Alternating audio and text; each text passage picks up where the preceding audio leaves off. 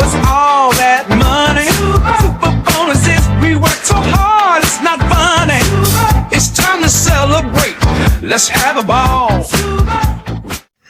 Assalamualaikum warahmatullahi wabarakatuh. Perkenalkan, nama saya Dia Ananta dari kelas Agrina 3A. Pada video ini saya akan membahas secara mendalam mengenai nutrisi dan metabolisme ruminansia. Nah, khususnya metabolisme karbohidrat, protein, dan lemak di dalam rumen tersebut. Materi ini menjadi dasar penting dalam ilmu nutrisi ternak, karena kesalahan dalam memahami metabolisme akan berdampak langsung pada kesehatan, produktivitas, dan efisiensi pakan ternak ruminansia seperti domba dan kambing. Nah, berbeda dengan manusia ataupun unggas, ruminansia memiliki sistem pencernaan yang sangat kompleks dan sangat bergantung pada mikroorganisme tersebut. Nah, jadi untuk materi selanjutnya, ruminansia memiliki 4 bagian lambung, yaitu ada rumen, retikulum, omasum, dan obamasum. Nah, bagian yang paling penting dalam metabolisme nutrisi adalah rumen, yang berfungsi sebagai tempat fermentasi. Secara alami, tubuh ruminansia tidak menghasilkan enzim selulase sehingga tidak mampu mencerna serat kasar seperti selulosa atau hemiselulosa tanpa bantuan mikroba tersebut. Nah, jadi metabolisme karbohidrat dalam rumen yaitu jenis karbohidrat dalam pakan.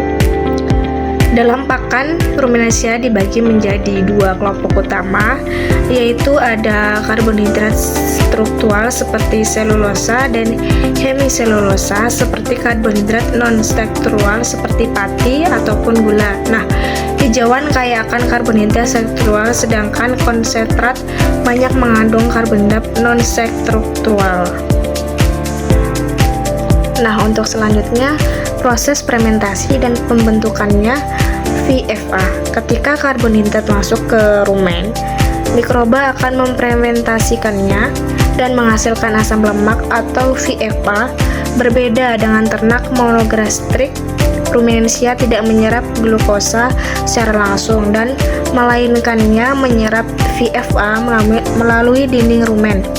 VFA berdiri dari asetat, propionat, dan butirat yang masing-masing memiliki fungsi fisiologis yang berbeda. Jadi, keseimbangan pH rumen dan kasus asidosis fermentasi karbohidrat menghasilkan asam, sehingga pH rumen harus dijaga tetap stabil. Nah, air liur ruminansia mengandung bikarbonat yang berfungsi sebagai buffer alami.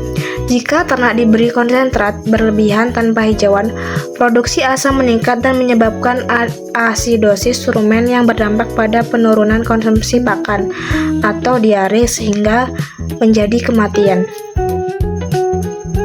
Nah, untuk yang selanjutnya, metabolisme protein dalam rumen, yaitu konsep siklus nitrogen. Nah, dalam nutrisi ruminansia, konsep utama yang harus dipahami dalam memberikan makanan mikroba terlebih dahulu yaitu protein pakan akan dirombak menjadi amonia yang kemudian dimanfaatkan mikroba untuk sintesis protein tubuhnya tersebut.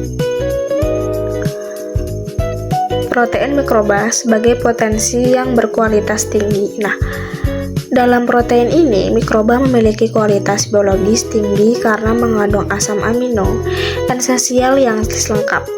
Sekitar 60-80% kebutuhan protein ternak dipenuhi dari protein mikroba ini. Nah, jadi ini ada materi yang gak kalah penting dari metabolisme yang lainnya adalah protein bypass dan resiko amonia berlebihan. Nah, pada ternak dengan produksi tinggi, protein bypass menjadi sangat penting. Namun jika terjadi ketidakseimbangan antara protein dan energi, amonia akan menumpuk dan menyebabkan keracunan serta pemborosan nutrisi tersebut. Nah, yang selanjutnya ada metabolisme lipid dalam rumen, yaitu ada peran dan batasan lemak. Nah, lemak ini memiliki energi tinggi, tetapi penggunaannya pada ruminansia harus dibatasi. Nah, lemak yang berlebih dapat menghambat aktivitas mikroba dan menurunkan kecernaan serat tersebut atau pakannya. Jadi ada juga tentang biohidrogenasi, gliserol, dan lemak terproteksi. Nah, mikroba rumen mengubah lemak tidak jenuh menjadi lemak jenuh. Nah, melalui biohidrogenasi untuk menghindari hal ini, digunakan juga lemak berproteksi yang aman bagi rumen dan meningkatkan energi ransum tersebut. Nah, jadi pada materi selanjutnya pada bagian ini saya akan menjelaskan tentang strategi formulasi pakan berbasis metabolisme rumen. Nah, yang bertujuan utama dari strategi ini adalah mengoptimalkan fermentasi rumen sehingga nutrisi pakan benar-benar dimanfaatkan secara efisien untuk meningkatkan produksi tersebut dalam daging maupun susu. Nah, formulasi pakan yang baik tidak hanya memiliki kandungan nutrisi di atas kertas, akan tetapi juga bagaimana nutrisi tersebut diproses oleh mikroba rumen yang bagus. Nah, jadi pada konsep dasar rumen sebagai target formulasi, sehingga dalam rumenansia, target utama formulasi pakan sebenarnya adalah mikroba rumen, bukan langsung dari ternaknya. Jadi, jika mikroba bekerja optimal, maka hasil fermentasi seperti VFA dan protein mikroba akan maksimal dan ternak memperoleh nutrisi secara efisien dan secara bagus. Nah, ini ada strategi 1 atau optimalisasi metabolisme karbohidrat, manipulasi rasio hijauan konsentrat. Nah, strategi pertama adalah mengatur rasio hijauan dan konsentrat karena komposisi pakan sangat menentukan jenis VFA yang dominan di dalam rumen tersebut. Nah, jadi untuk pengemukan pedaging pada ternak, pengemukan ini atau strategi yang digunakan adalah meningkatkan proporsi pati atau amilum seperti dari jagung, polar, dan onggok. Targetnya seperti memaksimalkan produksi propionat. Propionat akan diubah menjadi glukosa di hati dan glukosa inilah yang menjadi bahan utama pembentukan daging tersebut. Nah, jadi ada rasio ideal seperti 40% hijauan dan 60% konsentrat. Nah, jadi ada resiko asidosis. Nah, yang selanjutnya ini ada untuk ternak perah susu. Pada ternak perah, strategi justru yang berbeda. Nah, serat kasar harus dipertahankan agar produksi asetat tetap tinggi karena asetat adalah bahan baku utama membutuhkan lemak susu. Nah, jika seratnya kurang akan terjadi liquefat depression, yaitu penurunan kadar lemak susunya itu. Nah, jadi yang selanjutnya ada manajemen ukuran partikel. Nah, yaitu ada selain komposisi pakan tersebut, bentuk fisik akan juga sangat berpengaruh terhadap metabolisme karbohidrat di rumen tersebut. Nah, pakan yang terlalu halus juga akan difermentasikan sangat cepat. Namun tetapi penurunan aktivitas munyah dan produksi saliva hijauan sebaiknya dicacah dengan panjang sekitar 3-5 cm sehingga merangsang ternak memamah biak. Nah, mekanismenya itu mengunyah saliva, pH rumen stabil, bakteri selulitik bekerja optimal. Nah, jadi yang selanjutnya ada strategi yang kedua. Nah, ini ada optimalisasi metabolisme protein. Nah, yaitu ada sinkronisasi energi dan protein. Strategi paling penting dalam formulasi protein adalah sinkronisasi energi dan protein. Mikroba membutuhkan energi dari karbohidrat untuk menangkap amonia dan membentuk protein tubuhnya tersebut. Nah, jadi masalahnya itu adalah jika tersedia amonia tetapi tidak ada energi, amonia akan terbuang sia-sia dan berpotensi menyebabkan keracunan tersebut. Sebaliknya, jika energi ada tetapi nitrogen kurang, pertumbuhan mikroba tidak optimal. Nah, jadi strategi formulasi praktisnya yaitu ada saat penggunaannya sumber nitrogen cepat seperti urea, harus dipasang dengan sumber energi cepat seperti molase ataupun pati jagung, memberikan urea bersama jerami kering yang itu adalah sangat berbahaya dan tidak efisien karena energi dilepas atau terlalu lama. Nah, di sini juga ada penggunaan protein bypass. Pada ternak berproduksi tinggi, protein mikroba saja tidak cukup. Nah, oleh karena itu kita memerlukan protein bypass, yaitu protein yang tidak terdegradasi di rumen. Nah, bahan pakannya itu berupa seperti tepung ikan, mungkil kedelai, dipanaskan atau diproteksi taninnya. Nah, protein ini langsung diserap di usus halus dan meningkatkan pertumbuhan bobot badan secara signifikan.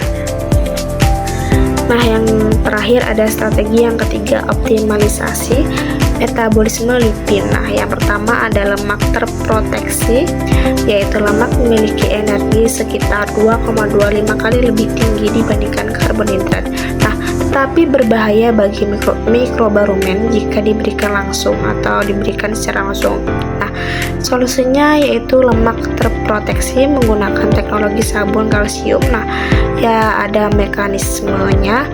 Pertama ada lemak tambah kalsium dan ada sabun kalsium. Yang kedua tidak larut di rumen. Yang ketiga terurai di abomasum. Nah, yang kedua manipulasi profil lemak daging. Nah, untuk menghasilkan daging yang lebih sehat seperti lemak tidak jenuh seperti omega 3 harus dilindungi dari biohidrogenasi. Nah, strateginya adalah menggunakan lemak tidak jenuh yang dienkapsulasi sehingga sampai ke jaringan tubuh dalam bentuk tetap tidak jenuh.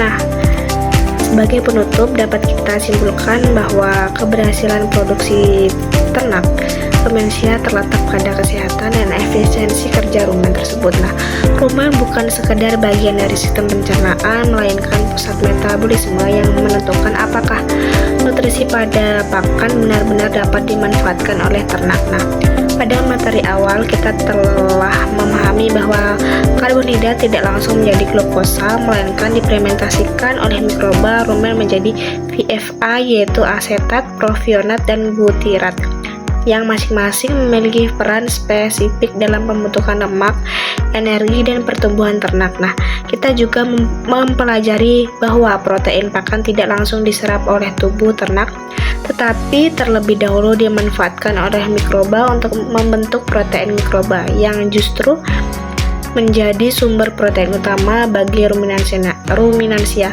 Oleh karena itu, keseimbangan antara energi dan nitrogen menjadi fakta yang sangat menentukan. Nah, selanjutnya pada materi strategi formulasi pakan berbasis metabolisme rumen, kita melihat bahwa formulasi pakan yang baik tidak hanya berfokus pada angka kandungan nutrisi, tetapi harus disusun berdasarkan bagaimana nutrisi tersebut bekerja di dalam rumen tersebut. Nah, melalui pengaturan rasio hijauan dan konsentrat, manajemen ukuran partikel pakan, sinkronisasi energi dan protein menggunakan protein bypass, serta pemanfaatan lemak terproteksi, kita dapat mengendalikan fermentasi rumen agar berjalan optimal sesuai dengan tujuan produksi, baik untuk pengemukan maupun produksi susu tersebut. Nah, dengan pendekatan ini, pakan tidak hanya menjadi sekedar makanan, tetapi berubah menjadi alat manajemen metabolisme yang mampu meningkatkan efisiensi pakan tersebut. Nah, mempercepat pertumbuhan menjadi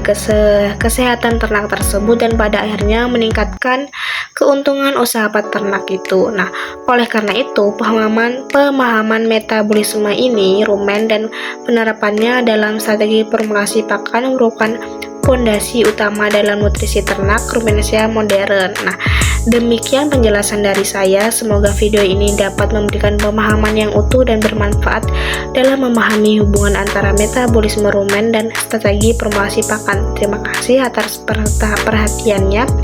Wassalamualaikum warahmatullahi wabarakatuh.